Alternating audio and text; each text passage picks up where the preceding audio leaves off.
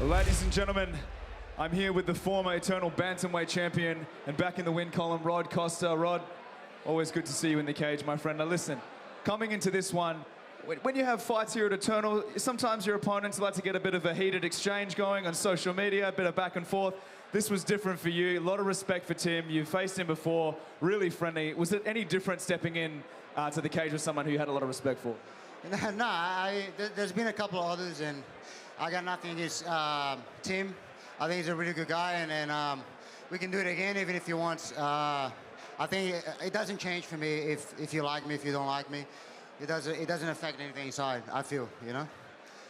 Well, you guys are both former champions. Yourself a bantamweight champion, Tim a flyweight. I know this fight was originally scheduled a different weight, some issues with the weight cut. Talk us through that. I've criticized that more than most people, but I feel at least I did the right thing and told him beforehand. I gave him a choice, you know, we can do it another day or I can make this weight.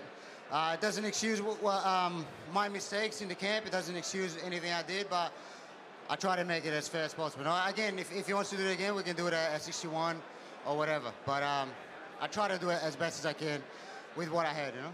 Was there any personal goals that you had besides just getting the win when you stepped in here tonight?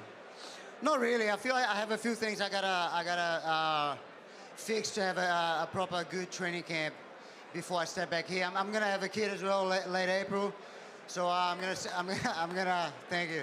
I'm gonna be away for a few months, you know. Still gonna train, still gonna go through everything, but I need to wait a little bit before I get another matchup. I want to have one maybe towards the end of the year. I got a couple more before I give up. You know, the old body can go a couple more. Well, congratulations to Rod Daddy Costa and to your beautiful wife as well. Now listen, this is your 16th pro fight. You're a former champion. You take fights at any weight. After you've successfully defended the belt as a father, what are your plans still in mixed martial arts? I don't know. I enjoy this. You know, it's kind of like Tim said in an interview. It's kind of like a couple of older guys. You know, not really.